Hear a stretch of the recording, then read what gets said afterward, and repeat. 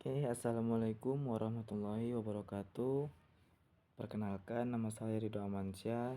Saya di sini akan melakukan presentasi mata kuliah yaitu Fisika Mekanika dan Panas yang dibimbing oleh dosen Bapak Ganisa Haji. Nah, di sini saya akan mempresentasikan proses isohorik, yaitu proses isohorik ialah proses yang memahami konsep dan aplikasinya. Nah, proses isohorik sebuah konsep penting dalam termodinamika yang memiliki aplikasi luas dalam berbagai bidang teknik dan ilmiah. Kita akan menjelajahi definisi, hukum, dan aplikasi proses isohorik secara detail, serta membahas relevansinya dan di dalam dunia nyata. Nah, berikut ini ialah di samping ini ialah contoh gambar konsep isohorik, contoh gambar proses isohorik. Nah, di situ disebutkan ditampilkan pada gambar tersebut menunjukkan grafik proses isohorik, yaitu sumbu X. Sumbu X itu menunjukkan volume dalam liter, dan sumbu Y menunjukkan suhu dalam Kelvin. Nah, terus proses isohorik ialah proses yang ditunjukkan oleh garis horizontal pada grafik. Hal ini menunjukkan bahwa volume dalam konstan selama proses ini. Nah, jadi gambar tersebut menunjukkan bahwa selama proses isohorik, suhu meningkat seiring dengan menambah energi ke sistem, sementara volume tetap konstan. Nah, yang selanjutnya ialah dasar-dasar termodinamika. Ya, yang pertama, pengertian termodinamika. Termodinamika adalah cabang ilmu fisika yang mempelajari hubungan antara panas, kerja, dan energi. Ini mempelajari bagaimana energi ditransfer dan diubah dalam sistem fisik. Nah, terus yang kedua, parameter termodinamika, yaitu parameter utama dalam termodinamika, termasuk tekanan yaitu P, volume V, suhu T, dan energi internal yaitu U. Nah, parameter ini menggambarkan keadaan suatu sistem termodinamika. Nah, terus yang selanjutnya, hukum termodinamika. Hukum termodinamika mengatur perilaku energi dalam sistem. Dua hukum utama yang relevan dalam konteks ini adalah hukum pertama dan kedua termodinamika.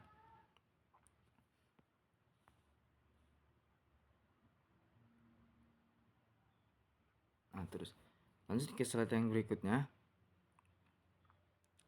yaitu karakteristik proses isohorik. Nah, di sini tuh ada yang pertama volume konsta. Nah, volume konsta itu ialah proses isohorik didefinisikan sebagai proses di mana volume sistem tetap konsta. Ini berarti tidak ada perubahan volume selama proses berlangsung. Artinya, ya tidak ada perubahan volume selama proses berlangsung. Nah, terus yang kedua, perubahan energi internal. Dalam proses isohorik, perubahan energi internal yaitu delta U hanya disebabkan oleh perpindahan panas Q karena kerja W sama dengan 0. Nah, terus yang ketiga, persamaan yang relevan. Persamaan utama yang mengendalikan proses isohorik adalah delta U sama dengan Q dikurang W, di mana W sama dengan O atau 0. Untuk proses isohorik ini menunjukkan bahwa perubahan energi internal sama dengan panas yang ditambahkan ke sistem. Nah, jadi gambar yang di atas ialah menggambarkan tiga karakteristik utama dalam proses isohorik, yaitu volume konsta, perubahan energi internal hanya disebabkan oleh perpindahan panas, dan persamaan yang mengendalikan proses tersebut. Kita lanjut. Nah, di sini ada persamaan energi dalam proses isohorik. Nah, energi internal atau yang disebut U, energi internal adalah total energi yang terkandung dalam sistem termodinamika. Nah, ini termasuk energi kinetik dan potensial molekul dalam sistem. Nah, yang kedua ialah hubungan dengan suhu. Energi internal berbanding lurus dengan suhu. Ketika suhu meningkat, energi kinetik molekul juga meningkat. Nah, sehingga energi internal juga meningkat. Nah, contoh persamaannya ialah delta U sama dengan NCV delta T, di mana Cp adalah kapasitas panas pada volume konstan, N adalah jumlah mol, dan delta T adalah perubahan suhu. Persamaan ini menyatakan bahwa perubahan energi internal sebanding dengan perubahan suhu.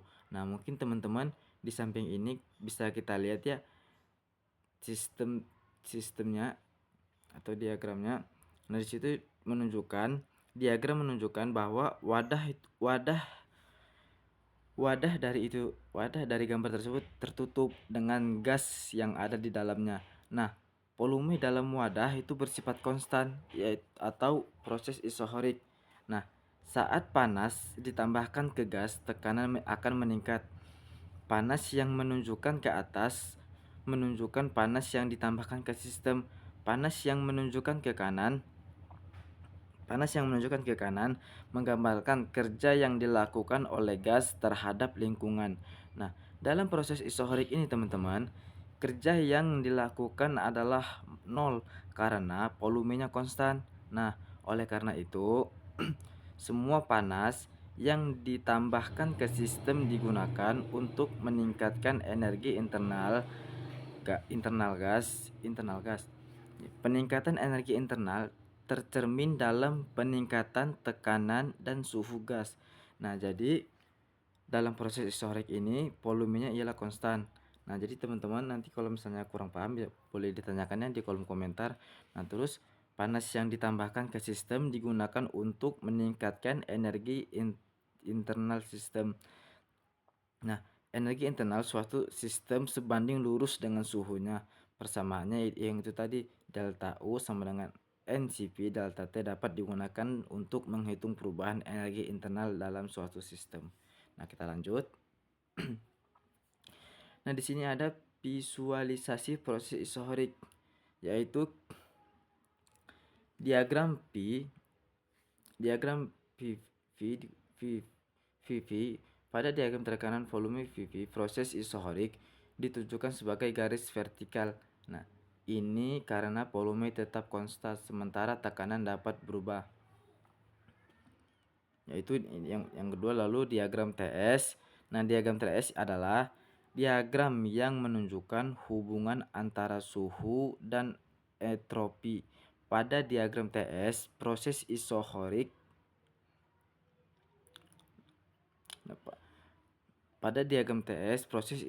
ditunjukkan sebagai garis horizontal. Garis horizontal menunjukkan bahwa suhu tetap konstan selama proses isohorik. Nah, entropi dapat berubah selama proses isohorik yang ditunjukkan dengan perubahan nilai pada sumbu X. Nah, jadi gambar tersebut menunjukkan bahwa proses isohorik digabungkan oleh volume konstan pada diagram VV dan suhu konstan pada diagram TS. Nah, pada diagram VV perubahan terjadi pada tekanan, sedangkan pada diagram TS perubahan terjadi pada entropi. Nah, oke, mungkin kita lanjut. Nah, di sini ada contoh aplikasi persamaan gas. Nah, yang pertama itu proses pemanasan. Nah, pertimbangkan gas contohnya itu yang pertama proses pemanasan, yaitu pertimbangkan gas dalam wadah tertutup yang dipanaskan karena wadah tertutup volumenya tetap konstan. Jadi penjelasannya ialah terdapat sebuah wadah tertutup dengan api yang menyala di bawah wadah melambangkan pemberian panas kepada gas. Nah, jadi proses pemanasan Jadi proses pemanasan ini memberitahu kita atau menjelaskan tentang pemanasan gas dalam wadah tertutup di mana volume gas tetap konsta karena wadah tertutup. Nah, terus yang kedua, analisis energi. Ketika panas ditambahkan ke gas, energi internalnya meningkat dan ini diukur sebagai peningkatan suhu. Kerja sama dengan nol karena volume tidak berubah.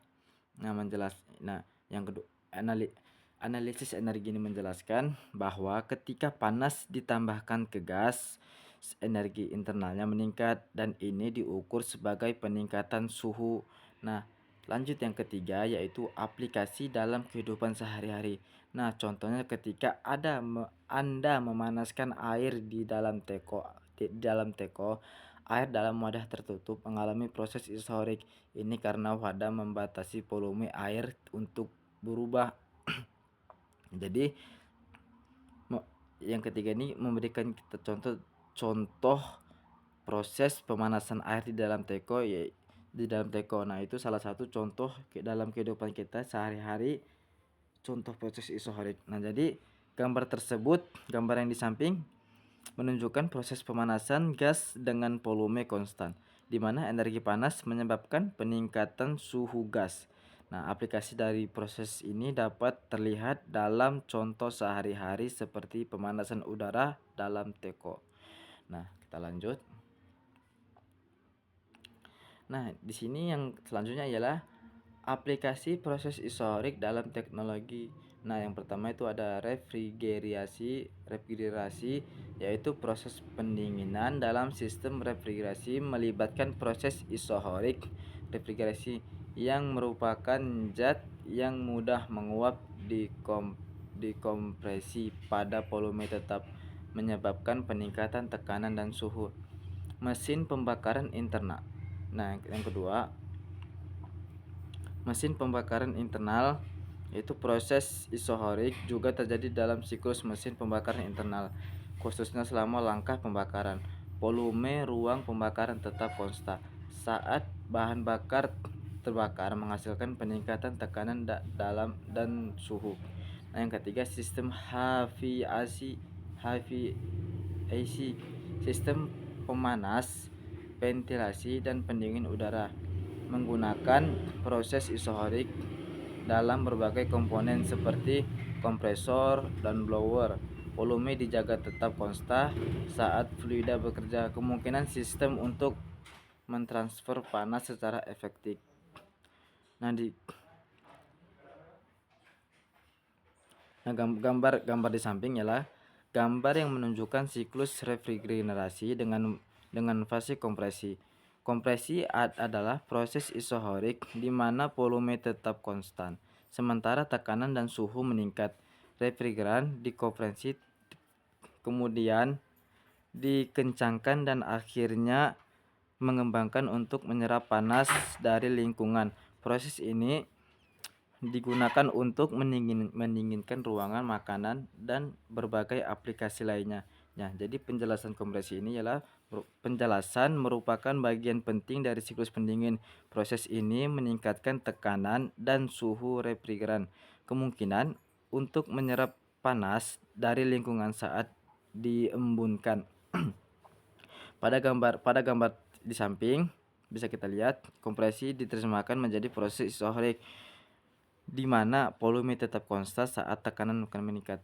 Nah, jadi proses isotorik ini memiliki aplikasi penting dalam berbagai teknologi termasuk pendingin, mesin pembakaran internal, dan sistem aviasi. Proses ini memanfaatkan hukum termodinamika untuk mentransfer panas dan mengubah suhu dengan efisien. Nah, terus kita lanjut. Nah, di sini ada keterbatasan dan pertimbangan proses isotorik. Nah, yang pertama, keterbatasan praktis. Keterbatasan praktis ini ialah proses isotorik sulit untuk diterapkan dalam praktek karena volume sulit untuk dijaga tetap konstan secara sempurna. Hal ini dapat terjadi karena perubahan tekanan atau suhu. Yang kedua, efisien energi. Dalam konteks efisien energi, proses isohorik mungkin tidak selalu optimal karena tidak ada kerja yang dihasilkan sebagai energi yang ditambahkan sebagai panas mungkin terbuang. Nah, yang ketiga, perbandingan. Proses isohorik dibedakan dengan proses isobarik, yaitu tekanan konstan, dan isohermal, yaitu suhu konstan. Setiap proses memiliki aplikasi dan karakteristik yang unik. Nah, jadi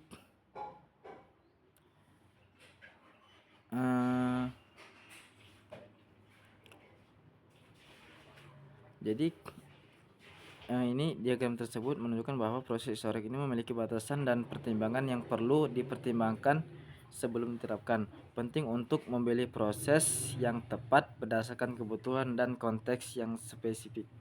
Oke, kita lanjut. Nah, di sini kita lanjut slide yang berikutnya, yaitu kesimpulan. Nah, jadi kesimpulan proses isohorik dalam perspektif ialah yang pertama, pentingnya proses isohorik. Nah, proses isohorik ini merupakan konsep fundamental dalam termodinamika yang memiliki aplikasi luas di berbagai bidang seperti refrigerasi mesin pembakaran internal dan aviasi. Nah, terus kesimpulan yang kedua, relevansi dalam ilmu dan teknik. Memahami proses isohorik penting dalam memahami perilaku sistem termodinamika dan mengembangkan solusi teknis yang efektif. Nah, terus yang ketiga, pertanyaan untuk diskusi. Nah, teman-teman di sini, bagaimana proses? Nah, terus yang ketiga di sini saya akan memberikan pertanyaan kepada teman-teman mungkin ya. Bagaimana proses isohorik diterapkan dalam konteks teknologi di masa depan? Nah, apa saja tantangan dan peluang yang terkait? Mungkin saya ulangnya. Di sini saya akan memberikan tugas kepada teman-teman sebuah pertanyaan untuk didiskusikan di kampus ataupun dimanapun itu.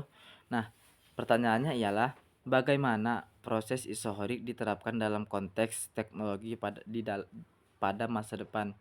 Nah, apa saja sih tantangan dan peluang yang terkait dengan optimasi proses isohorik dalam sistem termodinamika? Nah, itu mungkin tugas dari saya buat teman-teman, mohon didiskusikan. Nah, nanti jawabannya mohon ditulis di kolom komentar ya. Nah, oke, untuk selanjutnya selesai.